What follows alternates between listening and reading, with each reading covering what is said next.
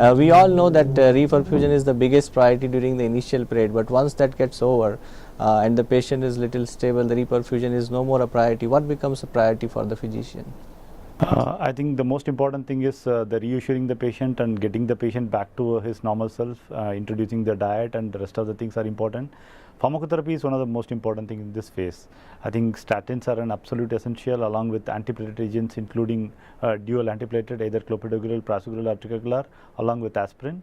And apart from that, this is the right phase to initiate and uptitrate the therapy of beta blockers and ACE inhibitors. So these are the important hemodynamic therapies that we need to initiate. And patients' ventricular function and residual blood, what is the blood pressure, so any heart failure is there, these things should be kept in mind before you start and upgrade the therapy with all these agents. What are the key complications which needs to be watched for during the post-MI phase?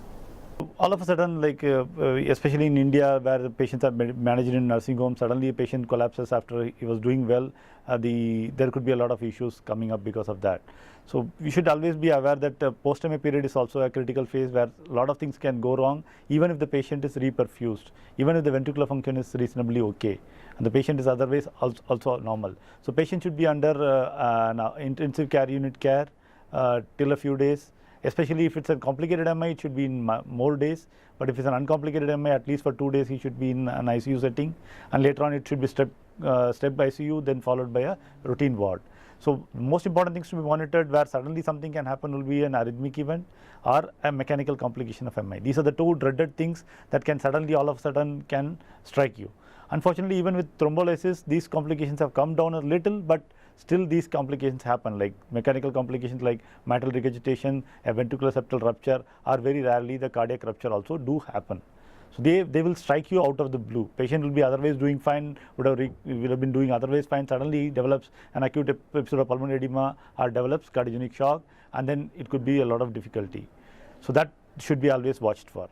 The other thing that you should always be looking out, especially if you are thrombolyzed and the angioplasty has not been done, is recurrent infarction and reinfarction and recurrent ischemia. So that's another thing that you should be always looking for. And now in today's time, reinfarction, recurrent ischemias are generally very aggressively managed with an angiography followed by a revascularization procedure. So once the discharge day comes, the patient is looking back to go back home and resume their normal life. The doctor has prescribed a lot of medicines to them, and the biggest worry in the patient mind is that how they will go back to their work and how they can prevent the second attack. So what are the things which are the most critical during that period? So in that period, apart from pharmacotherapy, which is very essential, again the same, including the important drugs, including the antiplatelet, dual antiplatelets, the statins, the ACE inhibitors, and the beta blockers, along with, if there is an ventricular dysfunction, the aldosterone antagonist. These are essential drugs that has to be prescribed on discharge, almost in all patients with ST elevation myocardial infarction in today's time. This, I think, is the most important time where the real rehabilitation starts. It's not just about pharmacotherapy, it's much more beyond pharmacotherapy. One of the most important advice that repeatedly should go into the patient's mind is stop smoking if he was a smoker. So this is the right time to repeatedly reinforce that if you don't want a reinfarction, absolutely quit smoking just now. You already smoked your last cigarette. And many of them are worried about when I will get a next attack, what will happen if I have a next attack.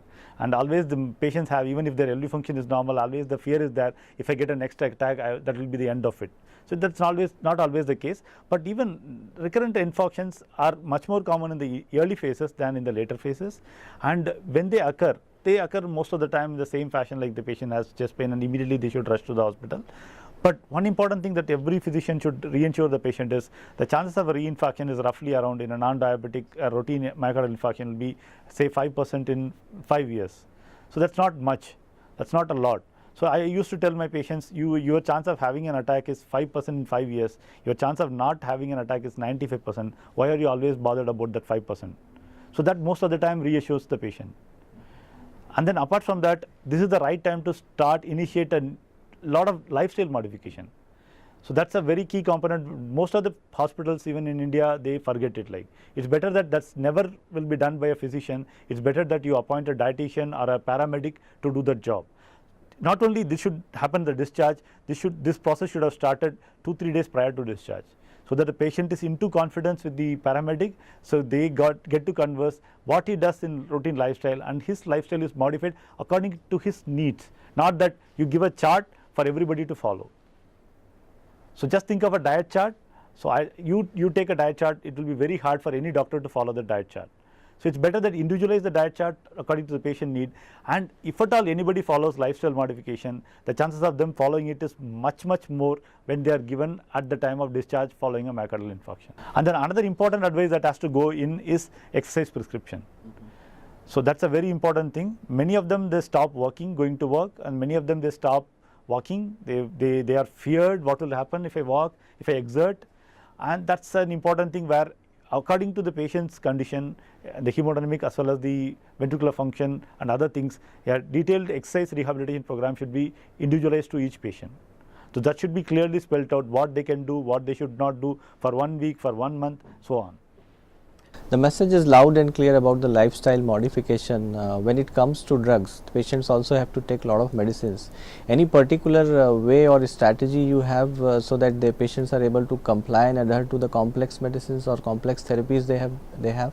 So till the time, unfortunately, till the time you achieve a dose which is absolutely essential, till the time it's better that you prescribe the drug individually. But once you know this is the maximum dose that this patient is tolerating and this patient needs, then in India at least potentially we have a lot of combination drugs that are available that can reduce the pill burden and the purse burden.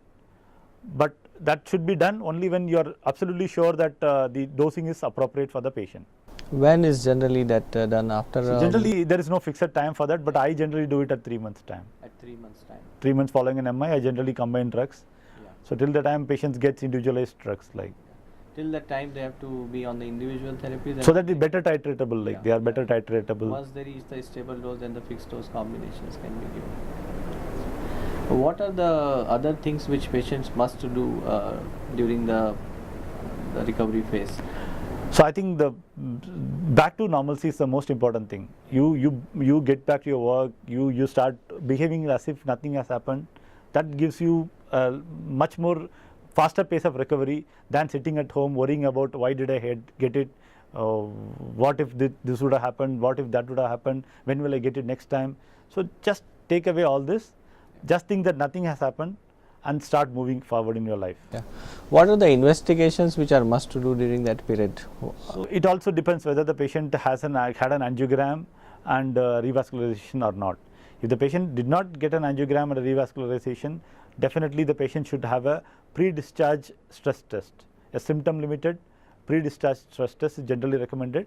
So in a uncomplicated MI, in a low risk MI, sometimes Indian doctors tend to do it later on, like maybe 2 weeks later. That also could be possible. But in patients who are thrombolized, then in today's time it is better that even them, then they could undergo a stress test to find whether the thrombolysis is successful or not. Because the success rate of thrombolysis may not be well predicted by ECG alone. So that could be one. But most of the patients who have undergone a revascularization procedure, generally nothing much is needed. So just you measure your sugar, blood pressure under control, under check, and most of the time you will have an ejection fraction which is known at the time of discharge. That should be good enough for a few years. Like, till the time you get a symptom or your symptom status changes or new symptoms develop, definitely you should be investigated thoroughly. But routinely getting tests beyond that may not be needed. And if you are on a good dose of statin, which most of the recommendations recommend, then potentially repeating the lipid profile again and again may not be needed. How long these medicines should be continued? All 4 of them? Lifelong is generally what we recommend, but antiplatelets, dual antiplatelet therapy can be made to a single antiplatelet agent with aspirin alone after 1 year. That's generally the recommendation. And then later on, statin has to be lifelong, and ACE inhibitors and ARB, the ACE inhibitors and the beta blockers, you can reassess them later. If the ejection fraction is absolutely normal, you can think over it. At least for a year, everything has to be taken. And after that, slowly the number of medicines can be reduced. Yeah, absolutely. Then in that case, there could be a good combinations where most of the patients can be managed with just 2 drugs a day. One of the common complications is also is the heart failure. Couple of patients, their heart does not function, and over a period of time, during the remodeling period especially, there are chances that the ejection fraction may come down. Any particular medicines or any particular strategy you have to avoid that, or and how do you manage if it's already The patient has an existing heart failure, definitely that should be carefully managed with an optimal use of diuretics, and they should avoid strenuous activity if the patient has a heart failure following myocardial infarction. And then definitely in these cases, a diuretic like an aldosterone antagonist definitely helps. So it's shown to reduce mortality. So that should be definitely used along with all the other agents. Right. So there are two main forms of therapies other than antiplatelets you have mentioned. One is the RAS blocker group, and the second is the beta blocker group. In the RAS blocker group, any particular preference you have in terms of medicines? So generally I prefer, especially in the immediate post-ischemic period, generally I prefer amipril, because that is where the evidence is, large evidence, database of evidence is there. Yeah. And similarly beta blocker, I think generally metoprolol is much more preferred than a de novo heart failure, where somehow we always prescribe carvedilol. So in a patient with heart failure following myocardial infarction, most of the time we end up starting metoprolol, sustained release preparations. Whereas if the patient is really a serious heart failure or a decompensated heart failure, you want to start with a low dose and uptitrate, generally we may prefer carvedilol. Right. So your decision also varies depending on the ejection fraction of the patient with the choice of medicine, or not? Definitely, obviously anybody less than 45% should be prescribed lifelong ACE inhibitors with an ejection fraction less than 45% and a beta blocker also. But whereas if the patient's ejection fraction is normal and he is not a normotensive with an inferior volume which was uncomplicated, had 8 years back, there is no data to suggest that longer term these agents are of any benefit. In a very specific situation. So in that case, you will continue for some time, like definitely. I think definitely there is no doubt that we should continue it for a year. For a year. For a year, almost all ST elevation myocardial infarction should be on both ACE inhibitors and beta blockers. Thank you, sir. Thank you so much. It was really nice interacting with you, and hope the information you provided is useful to a lot of people and it will help save a lot of lives. Thank you.